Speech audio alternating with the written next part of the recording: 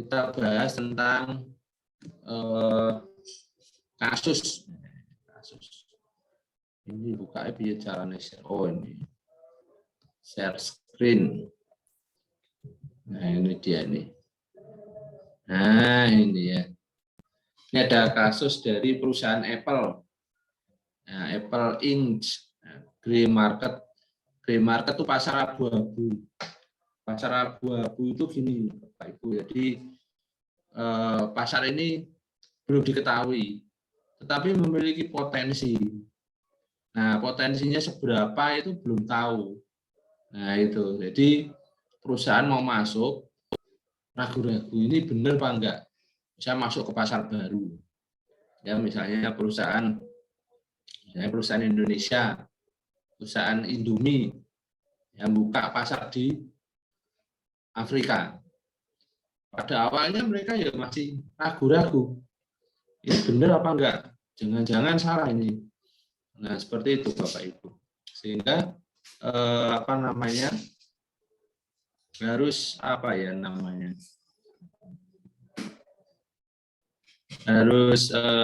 selektif ya, selektif dalam memilih pasar. Nah, ini yang dihadapi dalam perusahaan Apple ini adalah dia itu masuk ke pasar yang masih belum jelas. Nah, ini rumusan masalahnya ya. Jadi produk dari Apple itu kan nilainya mahal, bagus ya, karena dia rancangannya itu untuk rancangan yang canggih ya, sehingga harganya mahal. Ya. Kemudian konsumennya juga kalangan premium kan gitu. Nah, ini permasalahan yang pertama, jadi harganya mahal, ya kan? Jadi kalau mau masuk ke negara yang seperti dunia berkembang seperti Asia, ini kan bisa dihitung yang kaya mungkin ya, yang tidak sebanyak kalau pasar Eropa mungkin atau di Amerika. Nah, ini bisa dihitung. Tapi, nah, kemudian yang kedua, namun keberhasilannya harus dibayar dengan kontribusi ya masalah ya di pasar abu-abu yang disebut dengan grey market, yang pasar yang masih diragukan antara salah atau benarnya. Contoh misalnya perusahaan Ford ya. Mobil Ford itu dulu di Indonesia. Ya, dulu di Indonesia mereka punya pabrik. Tapi sekarang pabriknya sudah ditutup karena bangkrut. Nah, ini kan bagaimana ya? Merugikan ini. Jadi di Indonesia itu mereka berpikir, wah, saya bisa mengalahkan dominasi mobil Jepang misalnya seperti itu. Tapi ternyata di Indonesia itu ada konsumen Indonesia itu yang dipilih mobilnya ya yang murah, kemudian bisa muat banyak kan gitu. Karena keluarga di Indonesia ini biasanya keluarga besar kan gitu. Nah, sama mungkin Apple ini juga menghadapi hal yang sama. Dia menghadapi produk-produk yang harganya murah, seperti produk-produk Cina, yang kualitasnya juga premium ya, dan produk Korea, Samsung ya. Nah, seperti itu. Samsung aja sekarang sudah mulai kalah ya dengan perusahaan perusahaan dari perusahaan Cina. Nah, ini jadi pasar ini masih diragukan, tapi punya potensi gitu loh. Nah, ini disebut grey market. Ya, salah satu hal yang berbeda dari black market adalah harga yang lebih tinggi dari harga resmi produk jika terjadi pasar abu-abu ini pra peluncuran produk. Ya, jadi ya pasar-pasar yang abu-abu ini, halo, suara saya terdengar ya? Dengar, Pak. Oh, dengar. Nah, kemudian kita lanjut ya, permasalahan yang ketiga. Pasar yang ketiga ini banyaknya produk-produk selundupan, ya, yaitu dari black market. Ya, ini yang akan merusak harga-harga pasar. black market ini harganya murah sekali. Misalnya ada Apple ya, Apple tapi tembakan. Apple tembakan tuh yang aplikasinya pakai bentuknya Apple, aplikasi juga pakai Apple, tapi mesinnya dari produk Cina, ya IC-nya pakai Cina. Nah ini kan karena mereka sudah canggih, yang merakit seperti itu kan bukan hal yang sulit ya. Apalagi seperti Cina itu kan pinter dia membuat produk-produk tiruan seperti itu. Nah ini akan perusahaan Apple ini menghadapi permasalahan seperti ini. Nah kira-kira apa yang akan dilakukan oleh Apple ya? Ini permasalahan tadi sudah teridentifikasi. Nah ini apa yang harus dilakukan oleh Apple ketika dia menghadapi pasar abu-abu? Nah ini bisa Bapak Ibu lihat di sini ada produk-produk market share ya dari perusahaan-perusahaan yang ini tahun 2010 ya, perusahaan abu-abu, kemudian ada dari perusahaan Cina. Nah ini ada pasarnya. Jadi pada tahun 2008, 2009, 2010 ini perusahaan Cina ini masa pasarnya ini naik terus, ya. Kemudian naik terus yang merah-merah ini. Kemudian yang pasar abu-abu ini juga naik. Nah, kemudian produk-produk dari merek-merek yang lain itu ya, seperti Samsung, ya. Kemudian yang dari Jepang itu Sony Ericsson. Nah, sekarang sih sudah kalah ya. Sekarang yang ada Xiaomi kan gitu ya. Xiaomi terus apa lagi? Oppo mungkin seperti itu ya. Nah ini yang dihadapi pasar abu-abu ini semakin meningkat. Setiap tahun itu semakin meningkat. Ya, ini pasar yang abu-abu ini ditandai dengan adanya black market ya. Ini black market, nah pasar barang selundupan ini tadi. Sehingga harganya lebih murah. Nah, ini. Kira-kira solusinya apa? Ini solusinya. Ini bagaimana kita lihat dulu ya, masih itu dari negara-negara Cina, Amerika, kemudian negara Eropa dan negara-negara Asia ini sumber dayanya seperti apa? Nah ini dilihat dulu ya, sumber dayanya seperti apa. Kemudian pabrikannya seperti apa? Ya rakitannya di mana? Ya kalau misalnya Apple bisa nggak supaya murah itu juga dirakit di Asia misalnya. Nah seperti itu. Tentu saja kalau dirakit di Amerika kan ngapalkannya kan juga mahal ya ke Asia. Kalau di Asia sendiri gimana? Nah ini dibuka di Cina misalnya. Kemudian waktu itu kan Amerika sama Cina masih bagus ya, ini tahun 2010 ya. Nah kalau sekarang sudah perang dagang itu, yang kemarin Xiaomi itu mulai tahun 2019. Ya, jadi sebelum ada pandemi itu 2019 itu mereka perang dagang. Nah inilah yang hal ihwal munculnya virus itu dari situ, sebenarnya virus perang dagang ini. Sebetulnya ada perang dagang antara Amerika dan Cina. Ya mungkin Amerika juga nggak mau kehilangan pasar ya. Ya sudah akhirnya sama-sama. Ya sudah dibuat aja virus saja disebar di Cina gitu ya. Saya nggak tahu itu benar apa enggak, tapi masih dalam penyelidikan. Nah, tapi saya yakin tidak akan bisa ditemukan ya. Itu seperti itu hal perang dagang ya, perang dagang ini. Kemudian setelah itu kita lihat lagi bagaimana warehousing-nya, pergudangannya, ya. Bagaimana distribusi dari gudang ke pabrik dan bagaimana gudang ke pengiriman. distribusi barang ke luar, barang yang gudang pabrik dari sumber daya bahan baku dan sebagainya. Kemudian juga setelah barang itu jadi masuk ke gudangnya itu nanti langsung didistribusikan. Ini didistribusikan. Nah, distribusinya apa? Ada online, ya online pasar online, kemudian pasar retail, kemudian ada juga pemasaran langsung, kemudian juga bisa menggunakan distributor ya,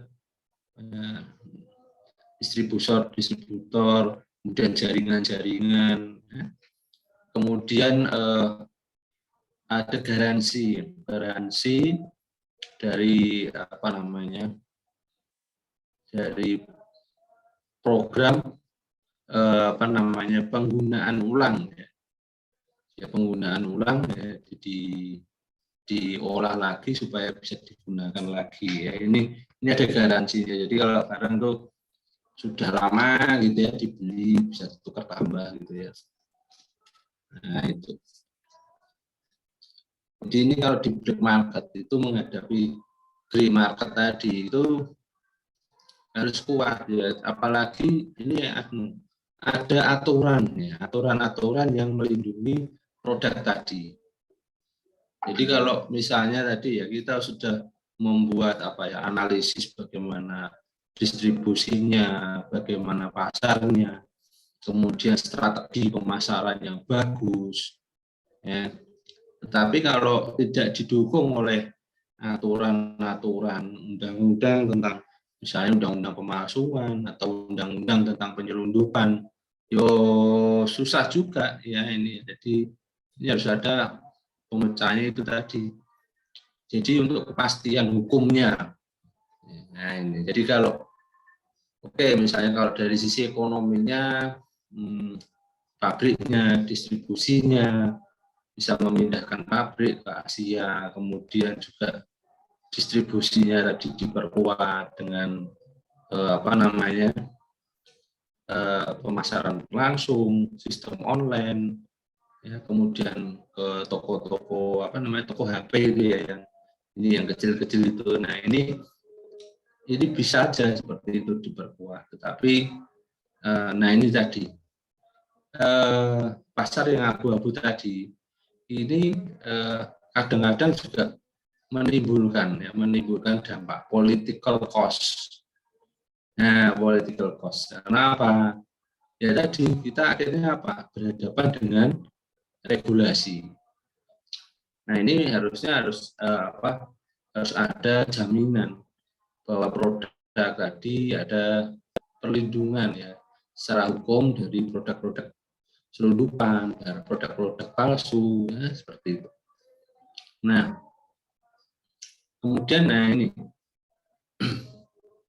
pihak Apple dapat meminta bantuan pemerintah di negara ini, maksudnya ini dari pemerintahnya tadi ada jaminan enggak, ya bisa dimasukin enggak, ya sehingga pasar yang abu-abu tadi bisa diminimalisir, bisa dikurangi ya. Nah, sehingga potensi kerugian dari perusahaan Apple itu bisa dikurangi. Ya, kerugian apa? Rugi yang barangnya sudah masuk tapi nggak laku kan rugi. Iya kan? Nggak ada yang beli, rugi kan? Nah, karena kalau barang yang namanya teknologi itu hitungannya waktu cepat sekali. Strateginya jualan harus cepat. Nah, kalau tidak cepat dijual barangnya dongkrok di warung terus selama setahun.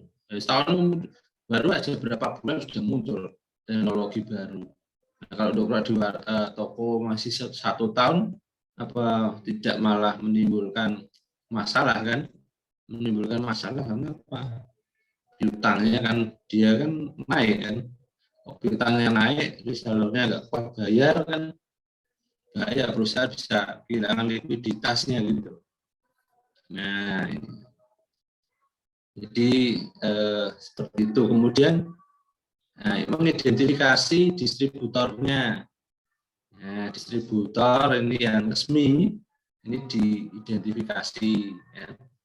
Nah, barang-barang resmi ini harus apa ya, juga harus disediakan oleh distributor yang resmi.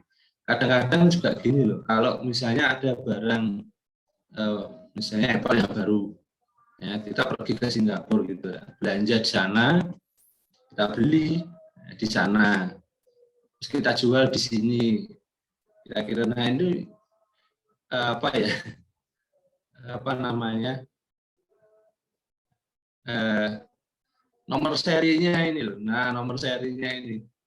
Jadi setiap handphone itu kan punya nomor kode unik yang tidak bisa diganti. Jadi walaupun mungkin pemiliknya berpindah, tapi handphone ini punya kode unik, ini bisa dilacak.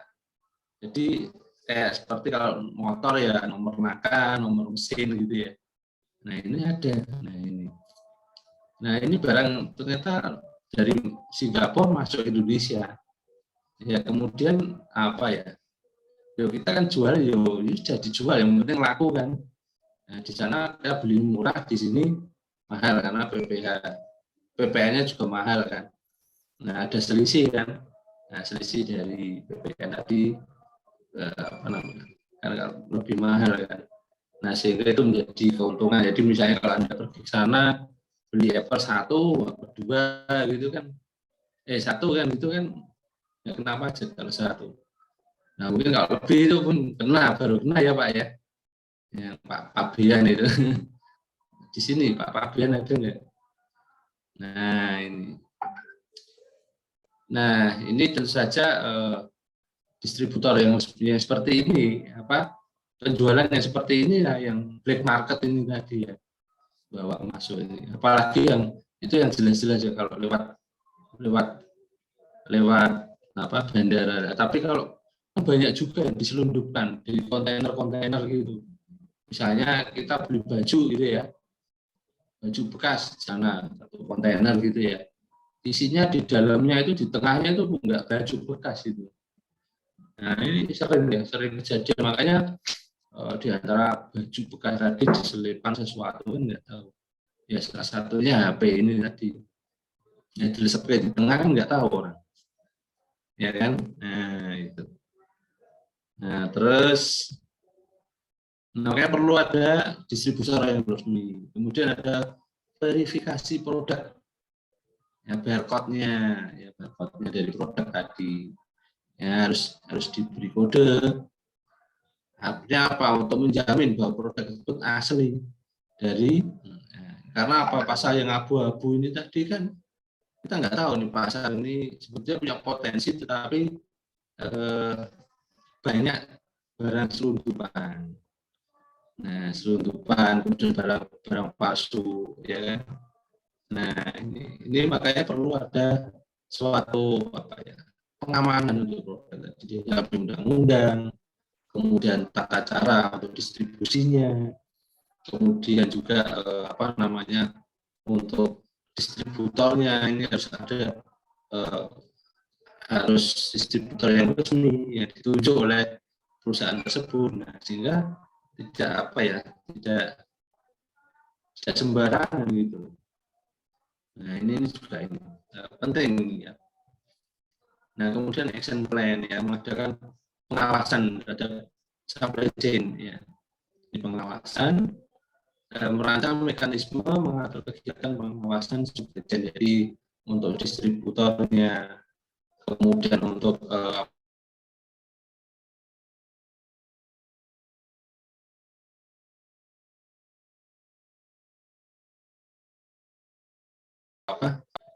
supplier bahan baku. Jadi suppliernya ini harus harus terverifikasi dengan bagus.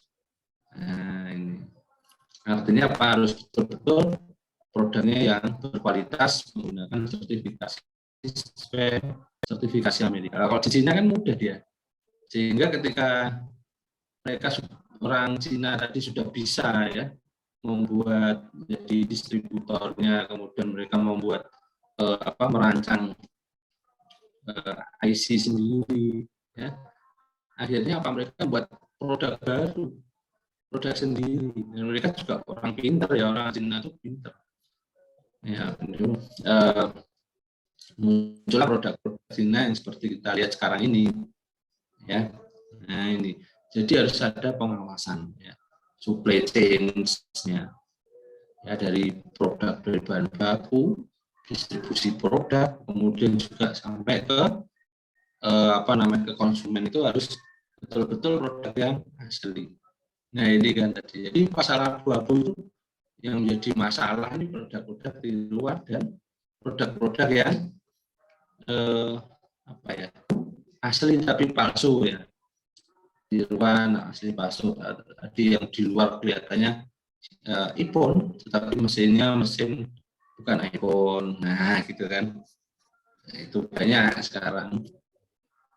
Ya, kemudian yang berikutnya menyiapkan tim untuk verifikasi produk, ya. Tim untuk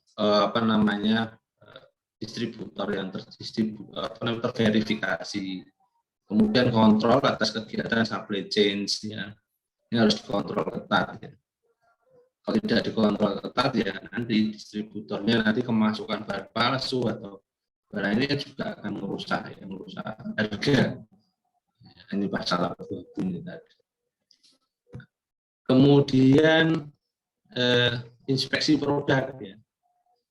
Inspeksi produk, kemudian produk itu kalau sudah sampai ke konsumen, ya itu diinspeksi, ya, dilihat apakah ada produk-produk yang palsu atau tidak di pasar itu, ya tentu saja dengan teknik pasar, kita masuk intelijen pasar. Nah kemudian ada maintenance inspeksi produk, jadi yang memang inspeksi produk itu juga diopeni, ya, jadi mereka juga harus punya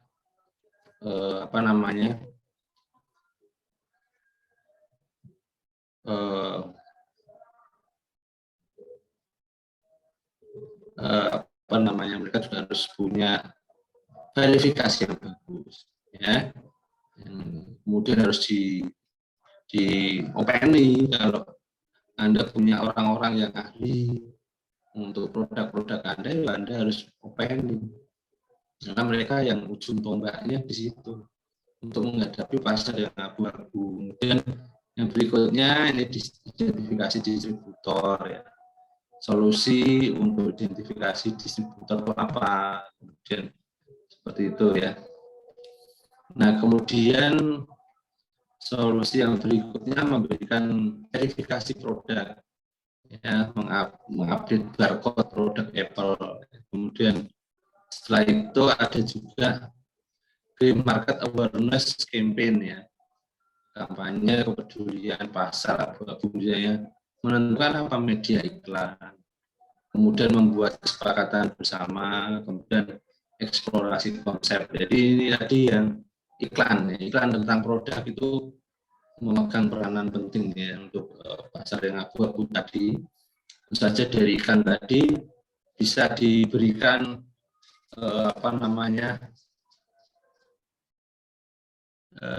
kantor-kantor, ya, distribusi yang resmi itu di mana. Kemudian membuat kesepakatan bersama dengan pemerintah, yaitu dengan membuat undang-undang, aturan, ya. Kemudian atau mungkin dengan produk-produk yang lain membuat semacam deal, ya. Bagaimana tentang pemasaran tadi, apakah dia akan membagi wilayah ataukah dia akan mengerjakan sendiri pasarnya itu. Nah ini juga harus secara bersaing secara ini, ya, contoh misalnya kayak Yamaha sama Honda, mereka punya semacam produk-produk yang sama, yang mirip-mirip, ya, dengan harga yang hampir mirip pula. Ya, tentu saja strategi pemasaran mereka ini juga bisa saja mereka membagi wilayah, ya. Misalnya wilayah sini ini lebih kuat Hondanya, seperti itu. Jadi semacam kayak kartel gitu. Sebetulnya kalau Anda beli Honda sama Yamaha sama aja, karena apa? Pemilik perusahaannya mungkin juga sudah sama ya, mungkin ya. Mungkin aja Honda sudah membeli Yamaha kan, pabriknya Yamaha ya. Nah Honda kan paling besar ya, Yamaha itu kan punya roda 2, mereka nggak punya roda 4, sehingga nggak sekuat Honda gitu ya. Jadi membuat suatu deal tentang produk tadi, aturan-aturan, undang-undang, ya, kemudian bagaimana mereka memasuki pasar, bagaimana mereka bersaing, ya kan. Nah itu.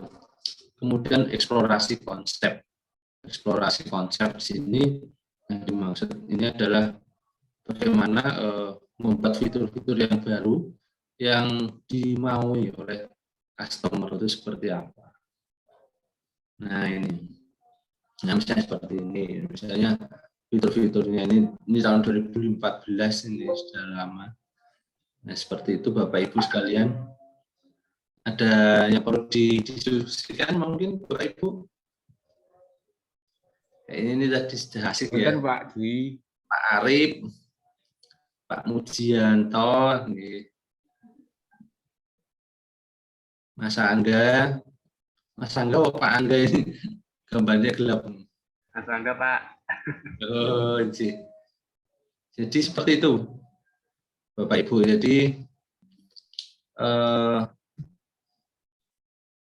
hari ini kan kita membahas kasus ya, kasus-kasus tadi. Nah, ini kasusnya itu salah satunya. Nah nanti saya share kasus yang lain, mungkin monggo silakan nanti bisa dibuat latihan barangkali buat Bapak Ibu. Jadi minggu ini kita share kasus, monggo nanti digunakan untuk latihan. Yang ini tadi saya kasih contoh, ini misalnya kasusnya Apple. Nanti saya aturi kasus yang lain, silakan nanti dikerjakan apa solusinya, mungkin seperti itu. Saya rasa cukup ya kalau misalnya tidak ada apa yang perlu didiskusikan. Ini filenya tadi akan saya share di Sunan, dan ini sudah direkam ya, alhamdulillah. Nanti saya minta rekamannya gitu supaya bisa kita upload di YouTube. Monggo, mungkin Pak Arianto mungkin mau berdiskusi apa Pak, monggo Pak. Mungkin pengalaman panjenengan perlu kita diskusikan, atau mungkin mau share cerita-cerita, monggo pengalaman.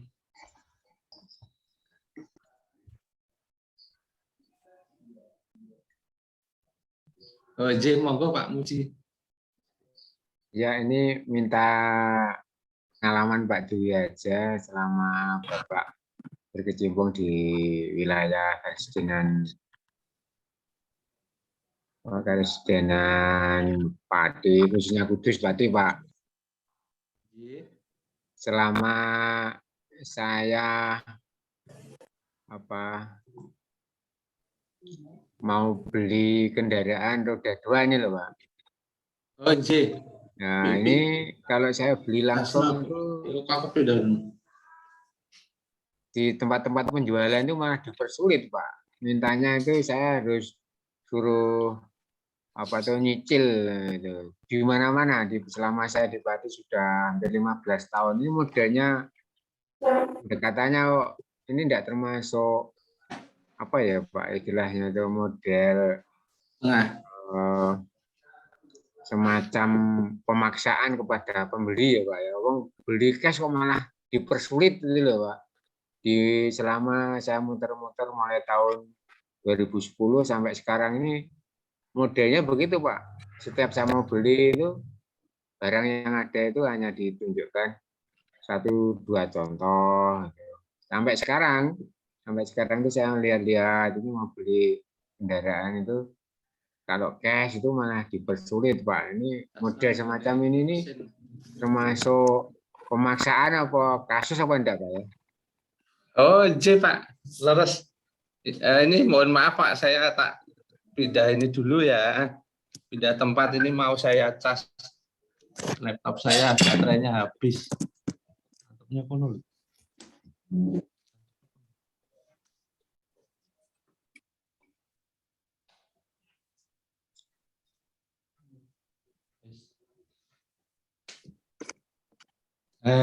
Alhamdulillah bisa.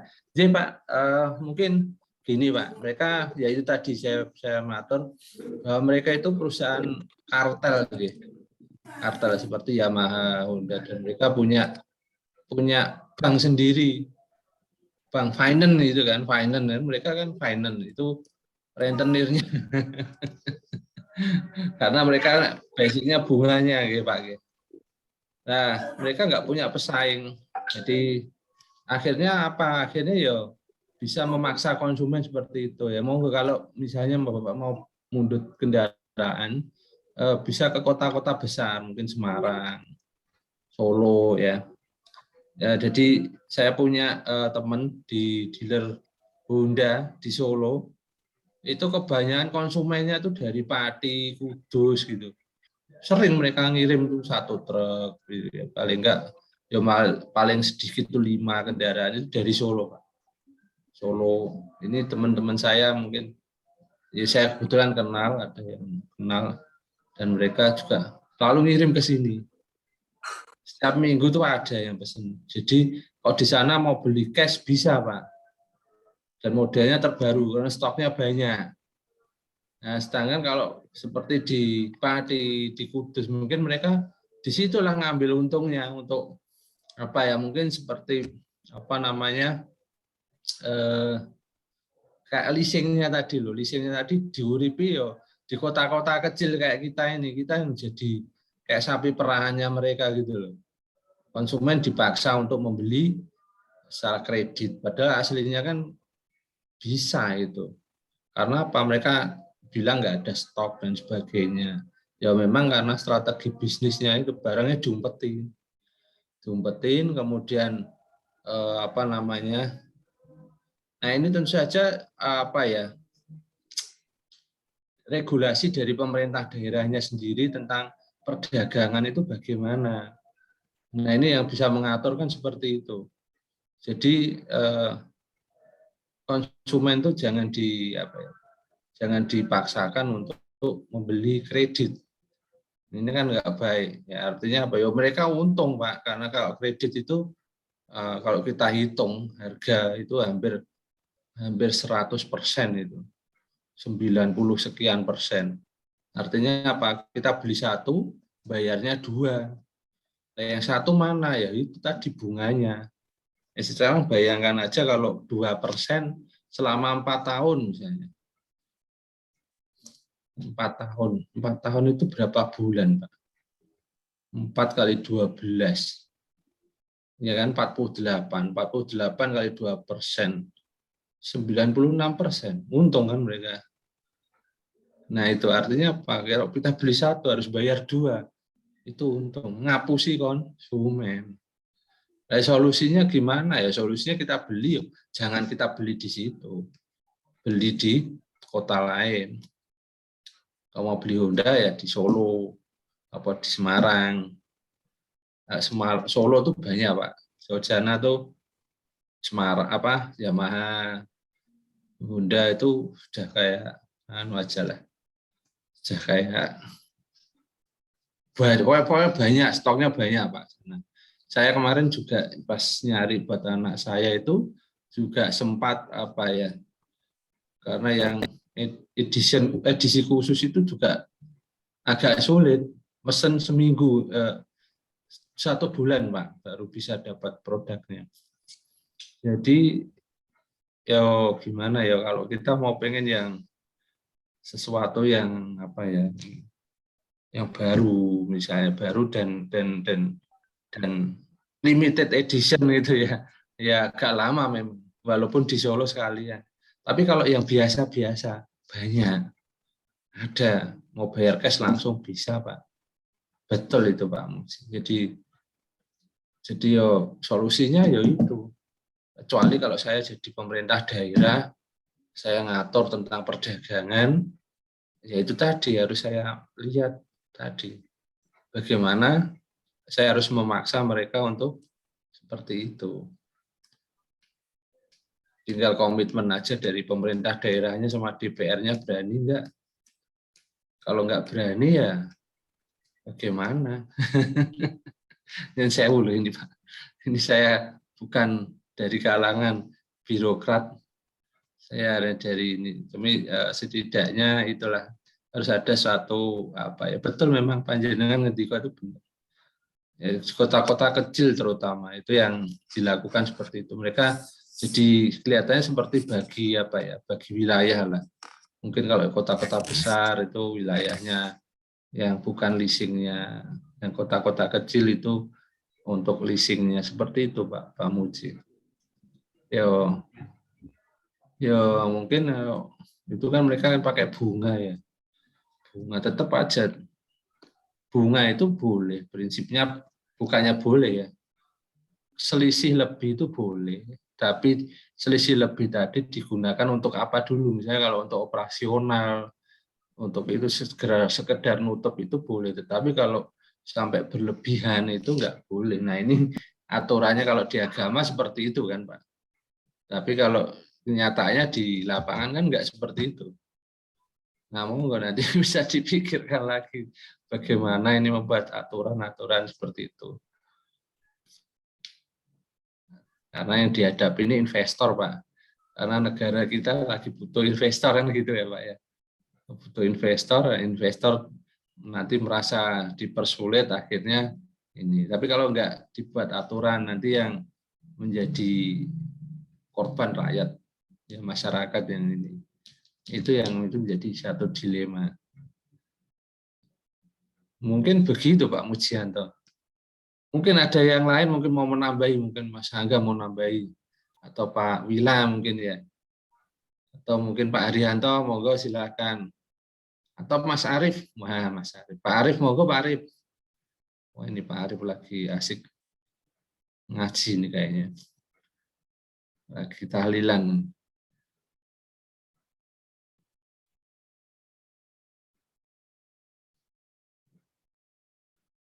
Pak Juwito monggo. Ini strategi pasar ya, kalau Yamaha kan nggak ada Yamaha tembakan ya, mungkin onderdil tembakan ada mungkin. Tapi kalau sekarang kan nggak ada. Kalau dulu ada motor Cina itu ya, motor Cina dulu kan ada Astrea apa ya, mirip-mirip seperti itu ya, tapi merek. Oh iya Jialing. Nah, dulu itu kan seperti itu. Sekarang kan nggak ada. Akhirnya juga mereka nggak kuat. Karena apa? Konsumen itu sudah tahu ya, yang namanya produk itu harus ada kualitas, irit, awet. Tapi saya juga apa ya, ada tetangga saya, saudara saya pakai Jialing itu sampai sekarang masih kok kendaraannya apik, enjoy saja, dan itu kalau rusak itu diambilkan dari kendaraan Honda yang Astrea itu bisa. ini.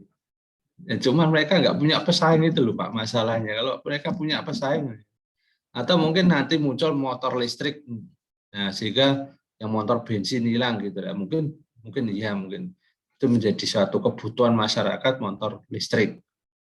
Ya, motor bensin mungkin hilang. Bisa mungkin seperti itu. Jadi mereka nggak mungkin semena-mena.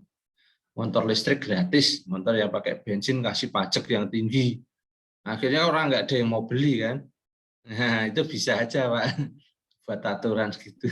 Mungkin itu aturan daerahnya seperti itu mungkin Pak. Biar mereka kapok juga kan gitu ya.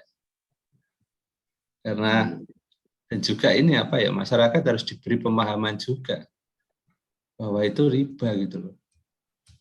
Nah ini. Mungkin Pak Juwito mau nambahi, Pak Juwito monggo. Kalau saya dulu ya pernah ya Pak ya, pernah saya di Indomobil tuh tahun 96, jadi saya lulus kuliah tuh saya di Indomobil Pak, sempat di Indomobil selama 1 tahun ya, kurang lebih itu. Jadi sebelum saya masuk ke perbankan saya di Indomobil di Jakarta itu, terus ditempatkan di Solo. masuk lagi ke bank ya, Bank Danamon waktu itu dari Jakarta, ditempatkan di Jogja. Ini seperti itu Pak dulu saya itu. Jadi sedikit banyak saya tahu lah apa untuk kendaraan bermotor, dealer itu tahu. Karena teman-teman saya yang dulu itu masih banyak berkecimpung di bidang itu juga banyak. Itu. Ya, itu tadi memang strategi bisnis mereka, strategi bisnis yang apa ya membunuh. Menghadapi itu ya kita harus bikin yang lain apa kendaraan listrik, kendaraan hibrid mungkin seperti itu. Tapi kan masih belum apa ya familiar dan bentuknya juga nggak menarik gitu kadang. Motor listrik bentuknya kayak apa ya kotak-kotak gitu kan orang yang nggak tertarik. Ada manis-manisnya kan gitu ya Pak ya. Atau memang sengaja dibuat seperti itu ya. Jadi gini ada cerita bahwa di UNS itu kan di kampus saya dulu itu ada yang menemukan baterai listrik yang namanya Pak Agus, Profesor Agus itu dia menemukan baterai listrik dan itu ternyata dia itu mendapat ancaman dari perusahaan-perusahaan listrik diancam diweden-wedeni kayak gitu. Jadi memang inovasi di negara kita itu apa ya? Kita tuh orangnya pinter-pinter, Pak. Saya percaya, Pak. Tapi ini tadi menghadapi kartel industri yang sudah apa ya istilahnya dia sudah bekerja sama dengan birokrat ini. Nah ini yang berbahaya. Karena apa ya kita kan seperti panjenengan ketahui APBN kita, ya kan? Ya itu keuntungannya itu dari mana? Jadi itu tadi PPN kendaraan bermotor itu berapa persen itu yang masuk ke APBN itu kalau sampai hilang, ya pemerintah juga akan nangis gitu loh. Ya contoh seperti rokok lah, rokok itu berapa persen kalau dari APBN. Kalau hilang juga nangis kan mereka nggak dapat pemasukan lain kan. Nah sekarang ini lagi ketawa kenapa? Karena harga komoditas naik. Ya kalau nanti harga komoditas kembali seperti semula, ya kan kayak Rusia ini kan berhenti perang Pak. Nah ini yo ngowoh lagi pasti. Kita akan nggak dapat apa-apa gitu. Makanya itu dipertahankan kadang-kadang itu loh. Jadi apa ya? Mau bikin kendaraan listrik itu sebetulnya bisa, Pak. Teknologinya sudah ada. Bahkan ya ini mobil tenaga air itu kan dirubah jadi hidrogen ya. Hidrogen dijadikan uap. Hidrogen jadi mudah terbakar kan, Pak. Itu sudah ada sebetulnya. Cuma ditutup-tutupi aja. Kalau coba aja ada mobil pakai air, pom bensin semua tutup, Pertamina nangis gulung-gulung. Padahal Pertamina utangnya itu berapa? Ya kan? Nah ini satu masalah yang apa ya? Kalau kita cari benang merahnya, yo panjang Pak ini Pak. Karena kaitannya dengan APBN, kaitannya dengan investor, seperti itu. Jadi sulit ya. Orang sudah menemukan teknologinya, tapi ditakut-takuti, ya kan? Takut-takuti. Kalau teknologinya sudah mengancam. Sekarang coba panjenengan lihat mana mobil itu apa namanya dulu itu mobil nasional. Dari zamannya Pak Harto sampai sekarang nggak ada mobil nasional. Adanya mobil impor, ya kan? Karena apa tadi loh APBN-nya kita kan untung dari situ ngimport barang. Coba Malaysia bikin sendiri sudah bisa. Indonesia dari dulu sudah bisa. Itu ada PT apa namanya? Pindad itu. Pindad itu bikin tank aja bisa, bikin ekskavator bisa. Mobil apa enggak bisa? Bisa. Sangat bisa. Itu loh Pak Mujianto. Jadi masalahnya kita menghadapi satu kartel. Ini contohnya tadi saya kasih contoh. Mereka punya kekuatan uang, kekuatan secara politis. Nah, ada nggak produk yang mungkin secara kekuatan, secara uang dan politis bisa menggantikan itu? Kalau ada mungkin, nah ini pesaing yang sangat berat ini.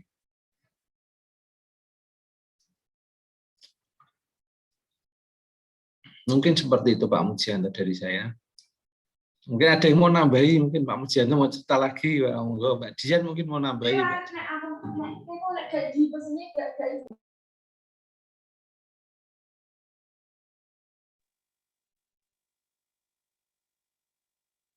Monggo silakan.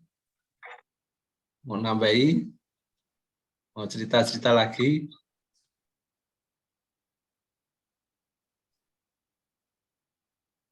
Pak Arief mau cerita apa Pak Arief? Wah ini Pak Arief. Kayaknya tahlilannya sudah selesai ya Pak Arief. Pak Arief Fandilah. Monggo silakan mau cerita apa, ayo. Saya seneng-seneng aja kok. Ini sekedar cerita loh ya Pak ya. Jangan dimasukkan hati loh ya.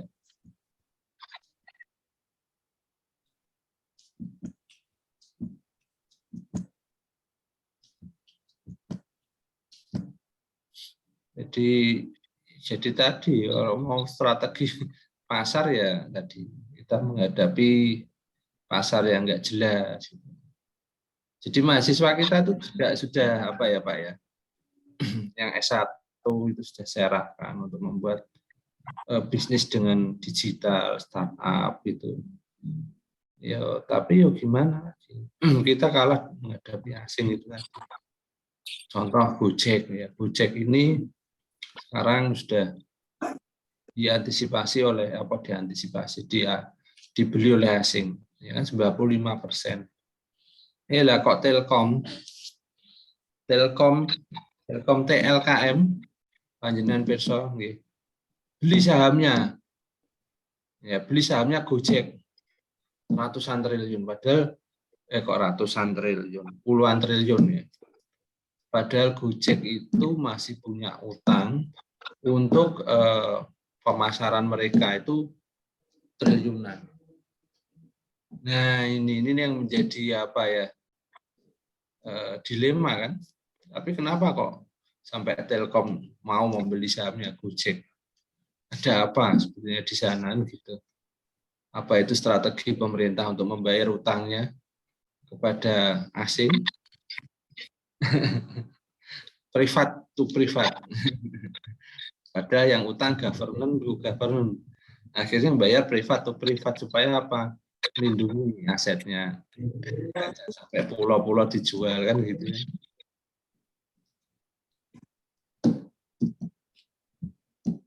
Coba aja Bapak Ibu persani saham Gojek ini mereknya kodenya GoTo ya, GOTO. Ya nilainya fantastis ya. Harganya cuma murah sahamnya, dari Rp200 sekarang naik jadi Rp384 dan hijau terus ini karena Telkom membeli saham ini mereka besar-besaran. Saya nggak tahu ini apa strateginya pemerintah untuk bayar utang pakai seperti itu ya, sampai jelimet seperti itu. Daripada jual Telkom ya kan, mending share keuntungan Telkom ke mereka kan gitu ya. Anggap itu bayar utang gitu kan. Atau nggak tahu ini strategi untuk menguasai Gojek dari tangan asing supaya Gojek nanti masuk ke Telkom kan bisa aja kan. Karena berbasis digital kan, makanya di internet kan. Bisnisnya Telkom kan internet itu, IndiHome itu kan. Nah, itu.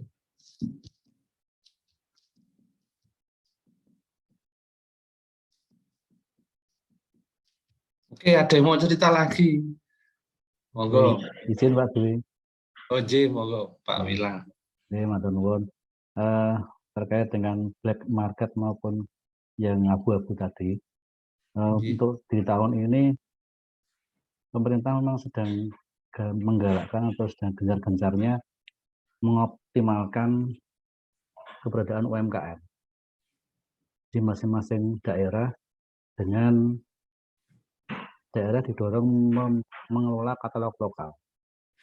Jadi dari pihak LKPP Jakarta itu sudah memberikan etalase-etalase yang sampai sekarang yang ready 10 etalase, ada misalnya aspal, beton, terus bengkel, pakaian, makan minum dan lain-lain.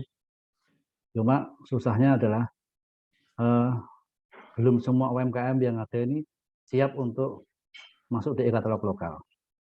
Karena prosedurnya adalah harus membuat akun dulu di di LPS setempat, kemudian mengisi data yang ada di Sikap, baru kemudian mereka bisa terverifikasi memasukkan produk mereka di katalog lokal. Harapan pemerintah memang mengoptimalkan peran dari UMKM.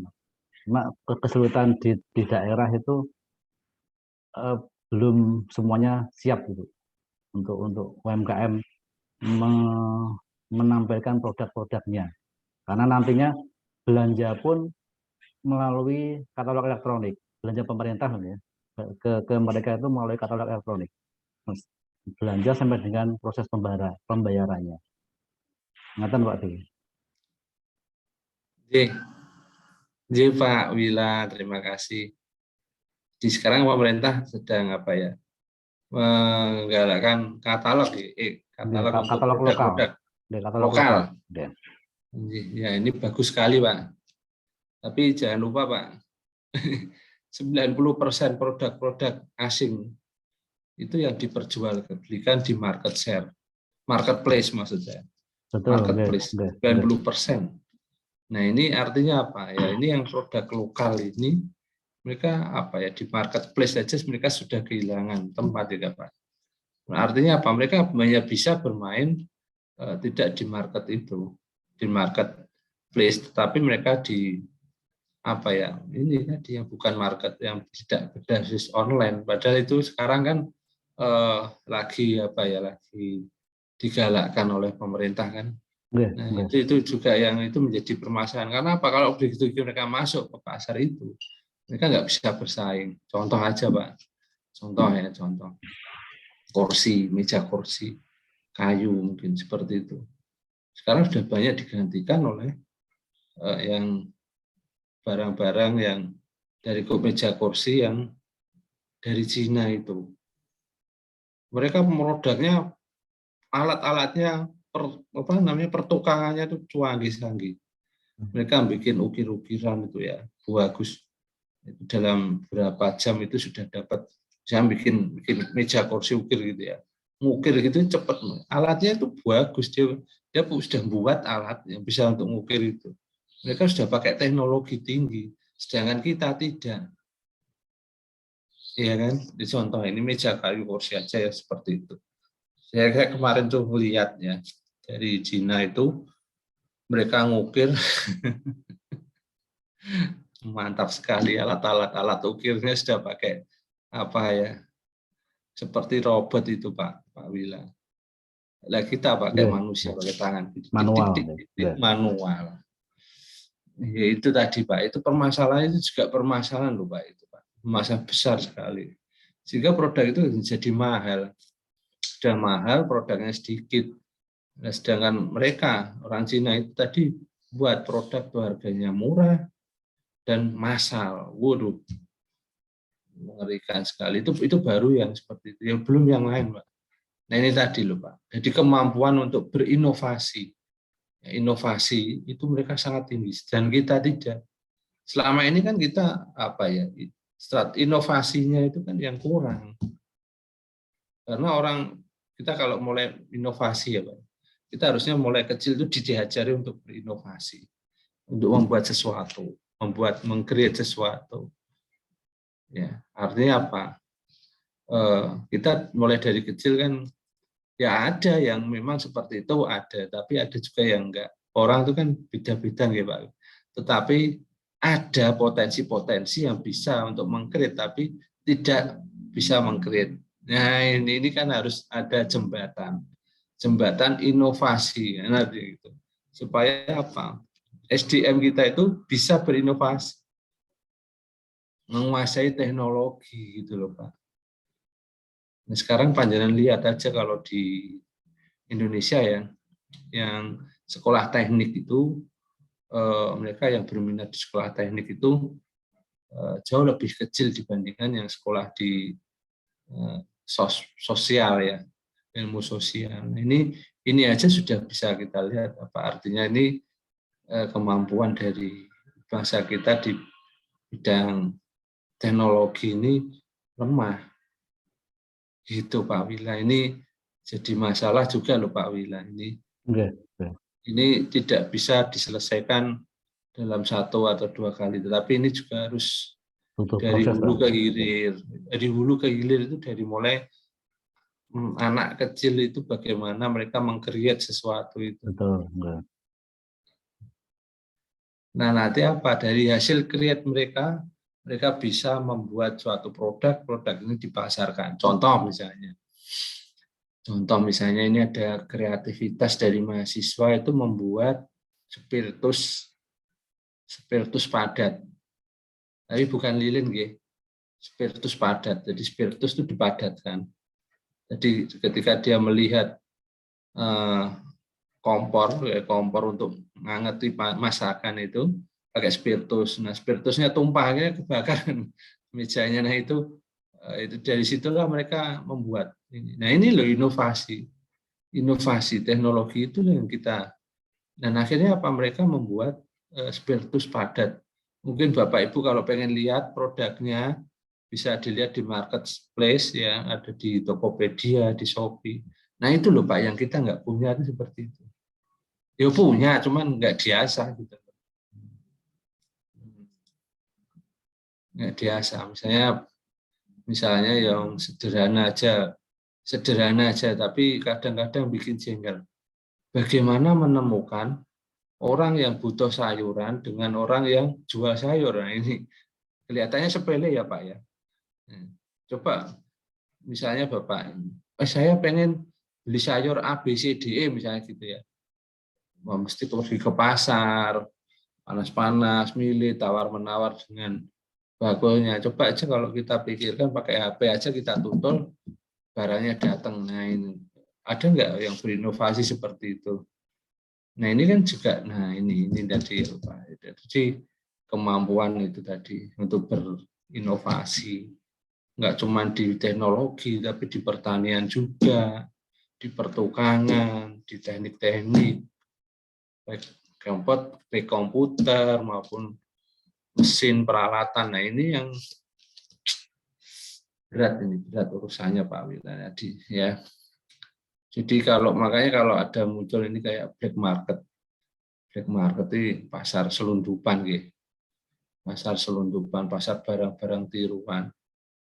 Itu kayak di Indonesia ini kan daya belinya kurang Kalau misalnya beli iPhone yang harganya berapa 12 juta mungkin ya nggak mampu lah, nggak banyak orang. Mungkin kalau Bapak Ibu mungkin mampu, saya percaya, tapi nggak semua orang mampu, ya kan? Nyari yang tiruannya yang kayak gitu. Adalah ada yang jual iPhone 2 juta umpama gitu. Kira-kira gimana? Mesti orang rebutan. Nah, inilah yang menjadi ya. Jadi kuncinya di teknologi. Nggak taunya ternyata iPhone-nya tadi dalamnya bukan iPhone, mungkin Xiaomi atau apa, IC-nya itu ya, tembakannya itu.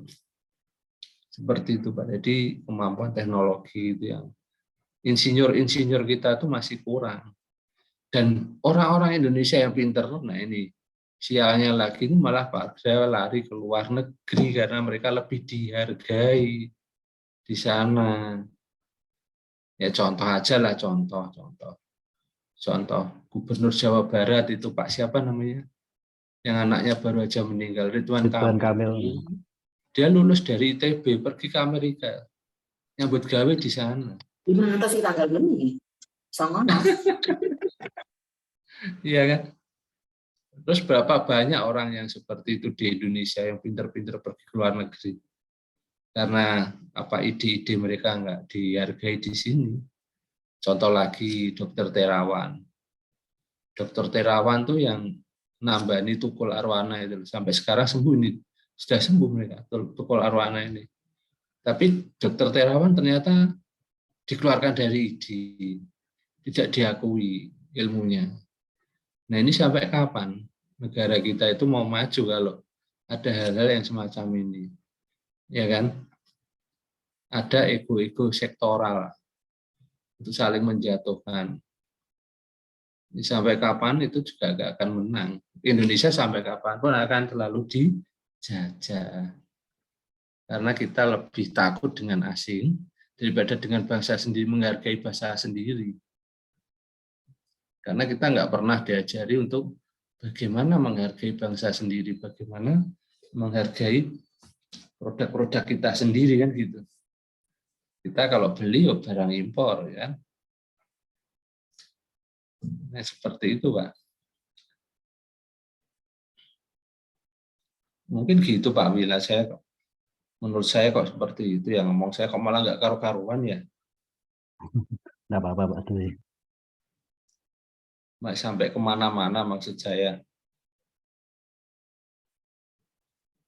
Ya, terkait barang impor memang saat ini kan juga pemerintah mengutamakan produk TKDN, Pak, tingkat komponen Iya. dalam negeri. Nah, Iya. yang jadi kebingungan teman-teman itu ketika ada TKDN seperti ini malah produk-produk yang tadinya tidak terkenal, tidak bermerek, tidak brand itu TKDN-nya tinggi. Sedangkan yang brandnya dari luar negeri kan TKDN-nya rendah, Pak. Nah, kebingungannya itu kan mau beli yang barang itu takutnya kan kualitasnya berbeda jauh dengan kemarin ketika sebelum ada TKDN kan boleh bebas beli merek apapun kan. Sekarang ketika ada TKDN kan anjuran pemerintah membeli produk yang TKDN-nya tinggi.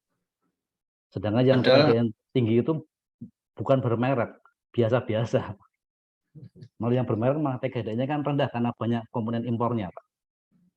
Anjuran pemerintah kan membeli yang TKDN-nya tinggi gitu.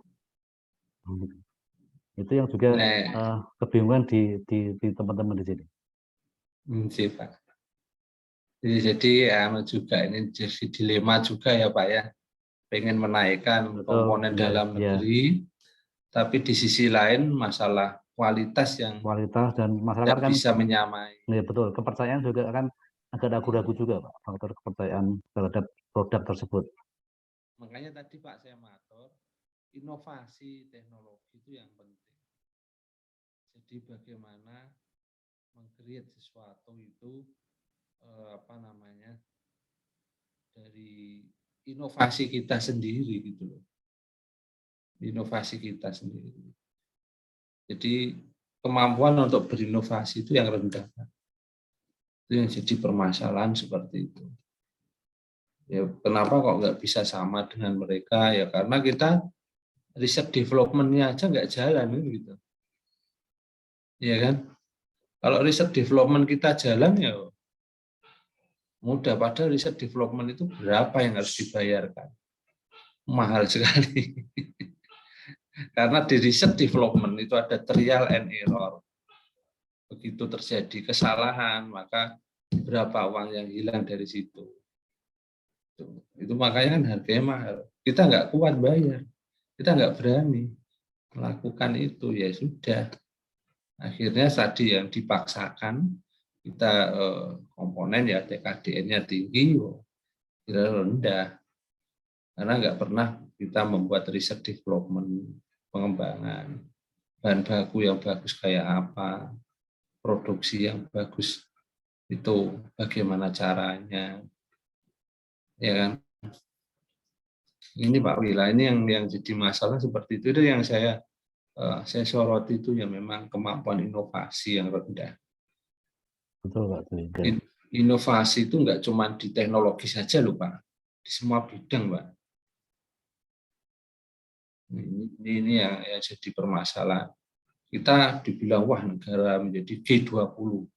Yo kita ikut bangga, tetapi kan sebetulnya penghasilan tadi itu kemana gitu loh. Siapa yang menikmati kan gitu. Apakah rakyat itu sudah menikmati semua kan enggak.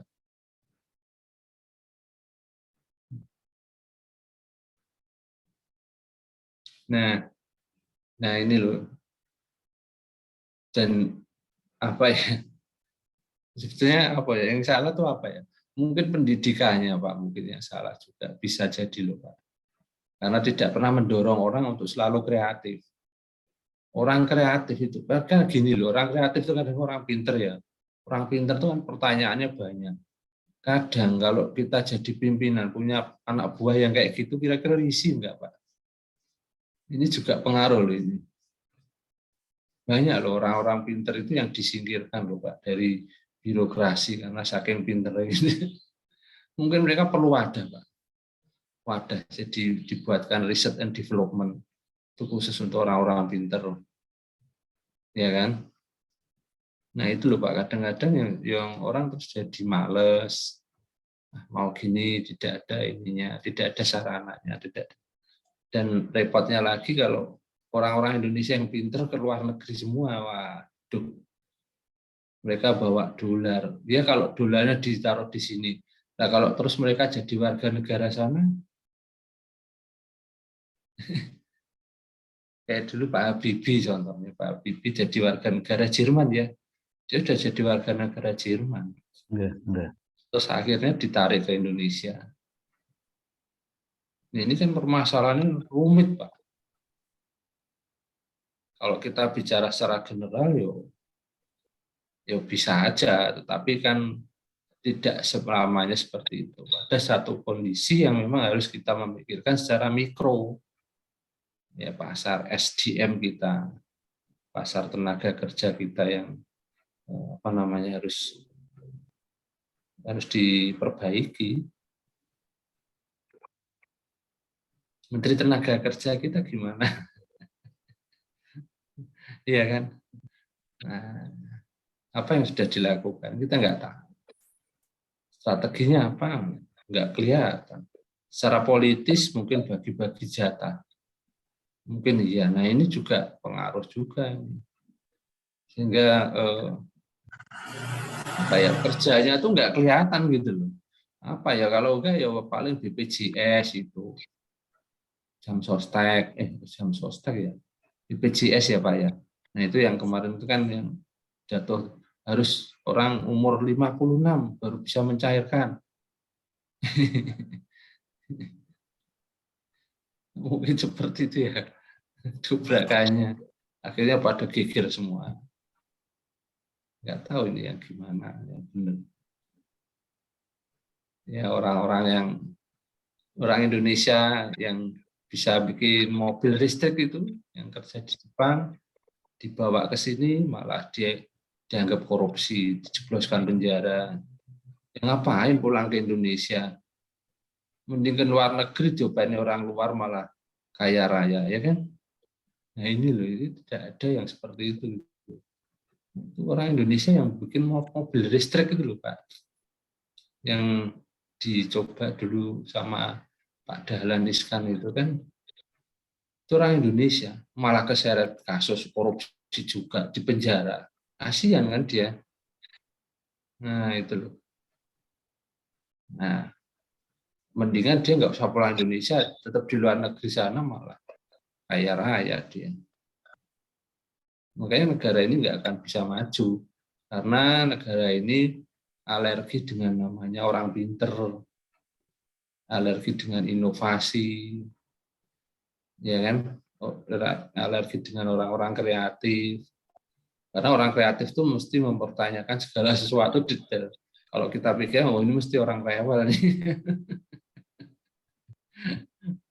Iya kan, kadang-kadang orang rewel ini kan perlu dikasih kesempatan, terus di panggung sendiri, dari mereka apa ya, bisa membuktikan apa yang mereka ide yang akan mereka wujudkan itu apa gitu. Mungkin gitu Pak Wila, barangkali loh. Kalau kita tarik yo seruat Pak.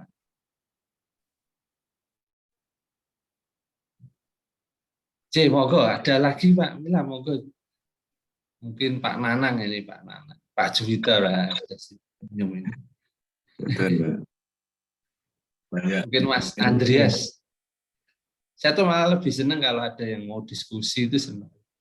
Daripada diem aja, saya tuh juga pusing juga ini kok. sudah mudeng apa enggak, gitu. Monggo silakan. Ini mau ditambah lagi, monggo. Bu Fenty mungkin mau nambahi. Iya, sekarang coba aja kita lihat apa yang produk yang bisa kita buat. Itu yang harus kita cari, kita kembangkan, Pak. Pak Wilayah, jadi memang benar, pemerintah sudah mencari katalog seperti itu benar. Cuman yang belum, itu kan baru hulunya, Pak. Ya, Tapi hilirnya tuh nggak dibenahi. belum ya. Lagi itu, kalau itu dibenahi, saya rasa membuat katalog, oh gampang itu, Pak. Langsung banyak keluar. Ini tadi mungkin pendidikan, sistem pendidikan harus dibenahi. Ya, karena pendidikan kita itu kan kalau siswa itu kan kebanyakan suruh ngapal kasih PR, latihan. Tapi enggak ini ya, kalau sekarang universitas yang maju ya, itu mereka lebih bangga jika punya mahasiswa bisa membuat sesuatu dan sesuatu itu berguna bagi masyarakat. Ya contohnya kalau di ITB itu ya, mereka karena sains dan teknologinya bagus ya, mereka membuat produk-produk yang berkaitan dengan sains itu ya sudah jalan ya. Tetapi kalau kayak kita misalnya dari sisi sosial ya, kita membuat sesuatu rekayasa sosial namanya. Ya, rekayasa sosial itu bagaimana membuat solusi dari satu permasalahan sosial seperti itu. Dan itu menjadi brand kita. Rekayasa sosial itu tadi. Bukannya rekayasa ngapusi loh. Rekayasa sosial itu merubah pola pikir ya. Masyarakat yang dari asalnya orang mudeng jadi mudeng, yang asalnya orang paham jadi paham, yang asalnya nggak mau nerima bisa jadi terima gitu ya. Itu rekayasa sosial, menerima suatu perubahan yang baru. Misalnya perubahan tentang adanya internet, ya kan. Akhirnya apa, orang main game ya karena apa, belum siap. Ya di Amerika sana juga ada yang orang main game. Tapi gini loh, budayanya sana dengan sini tuh beda. Mereka tuh cuek, Pak. Cuek ya. Kalau kita kan nggak cuek ya. Pengen tahu ya itu bagus, pengen tahu. Tapi nggak bisa cuek. Misalnya ada game, kalau saya nggak suka ya sudah, ya nggak suka. Nggak pernah main game seperti itu, kita nggak bisa gitu. Ternyata yang main game banyak. HP untuk main sosmed itu digunakan untuk menjelekkan orang ya karena kita nggak siap gitu. Dan masyarakat sendiri sakit sebetulnya, sakit. Ini perlu ada perbaikan di masyarakat dulu, Pak. Bagaimana masyarakat menggunakan medsos yang bijak. Ini termasuk salah satu bentuk tadi apa namanya, rekayasa sosial. Jadi ini perlu yang arah-arah baik itu bagus, membangun budaya yang bagus, etos kerja yang bagus.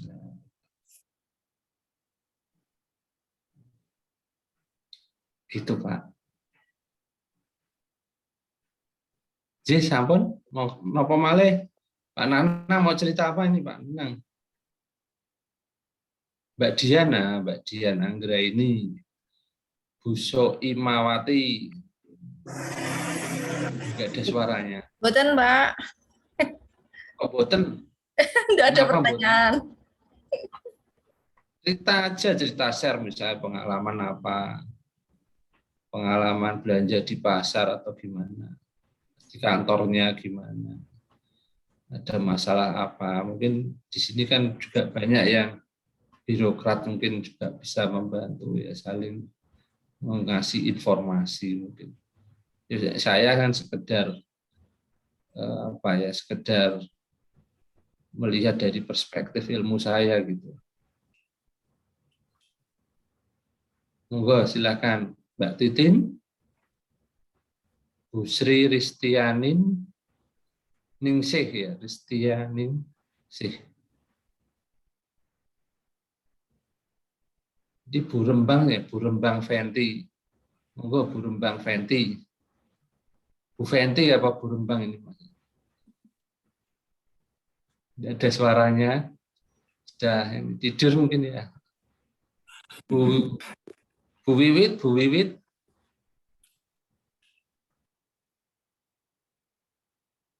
Nggak apa, saya itu lebih suka diskusi, ngomong-ngomong gitu aja.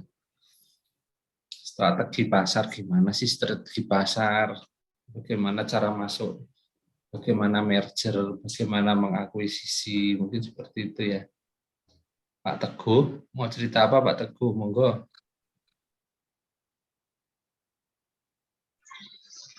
Belum ada, Pak. Oh, belum aja. Kuncinya kok banyak sekali itu, kunci apa Pak?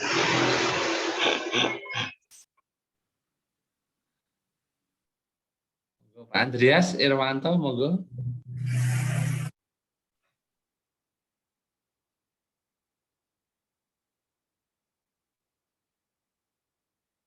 Ada. Jadi apa ya Pak ya? Jadi sebetulnya kreativitas, inovasi ini kan perlu Pak. Kita dalam bekerja itu juga perlu itu ya. Perlu inovasi, perlu kreativitas. Ya. Nah ini yang harus diasah terus Pak. Nah dan manusia itu ada dua ya Pak. Yang jadi karakter mahasiswa itu ada dua. Biasanya yang lulus itu jadi praktisi, pegawai, kemudian ada juga yang berwirausaha. Nah ini karakternya sudah beda Pak. Nah ini kalau salah tempat, nah ini bahaya Pak. Makanya perlu apa ya? Ini perlu dipahami mahasiswa kita itu sebetulnya karakternya apa. Sebetulnya ada satu alat yang untuk menguji panjenengan itu sebenarnya karakternya apa toh. Suka bekerja dengan ketorang atau mungkin Anda bekerja dengan kerja sendiri. Nah, itu ada atau istilahnya wirausaha. Itu ada. Nah, ada alat ukurnya. Nah, monggo nanti Bapak Ibu ngetes sendiri. Saya itu sebetulnya cocok apa ya, gitu ya. Nah, jangan-jangan saya nggak cocok jadi pegawai kan gitu ya. Nah, kadang ini juga bisa berpengaruh loh. Secara psikologi itu juga. Jadi saya juga apa ya dengan anak-anak startup itu ingin apa ya istilahnya anak-anak ini saya pengen tahu anak-anak ini betul-betul pengen jadi pengusaha apa enggak. Jangan-jangan mereka hanya ikut-ikutan aja kan gitu. Ada Pak, kalau memang ada bakat itu memang iya. Ada jalurnya sendiri itu ada. Kalau jangan jadi pengusaha itu ya juga ada jalurnya sendiri. Enggak semua orang tuh bisa. Oh, pukul rata harus jadi pengusaha. Nah, kalau sudah sekolah di FEB harus bisa bisnis itu belum tentu. Ya kan? Nah, itu juga sangat berpengaruh. Jadi mungkin yang pintar bekerja bisnis mungkin tapi luput masuknya ke pegawai misalnya gitu. Yo nanti kacau juga. Nggak akan enjoy. Ini bekerja tuh enjoy aja, dinikmati.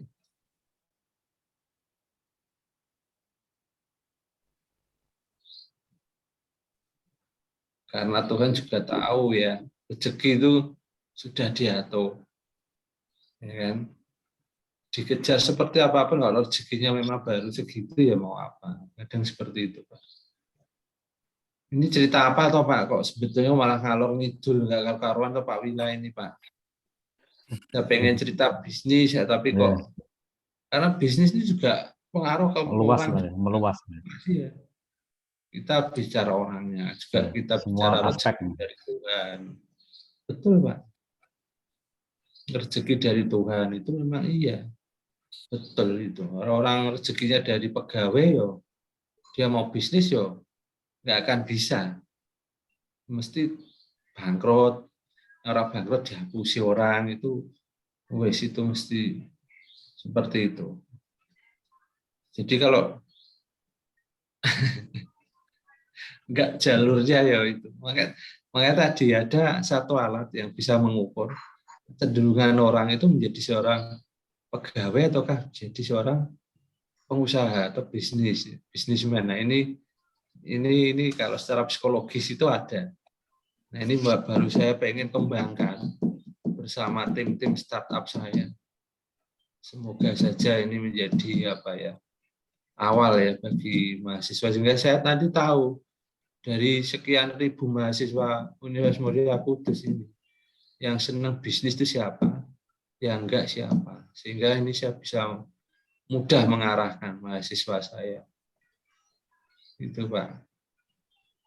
Jadi ini strategi juga ini.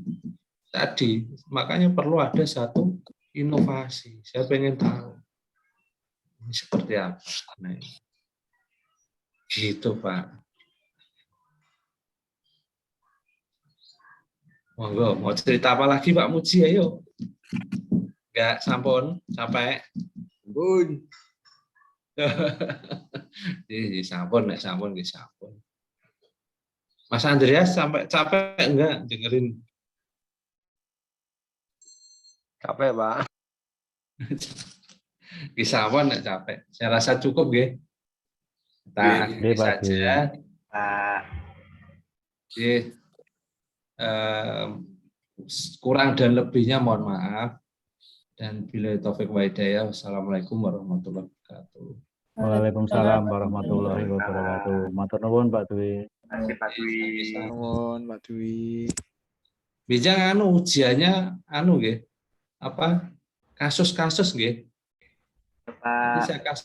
Saya kasih contohnya PPT kasus-kasus di apa? Di Sunan nggih, nanti dipelajari. Oke, Pak. Sahabat Sugeng Dalu, assalamualaikum warahmatullahi wabarakatuh. Waalaikumsalam warahmatullahi wabarakatuh. Sugeng Dalu. Waalaikumsalam warahmatullahi wabarakatuh.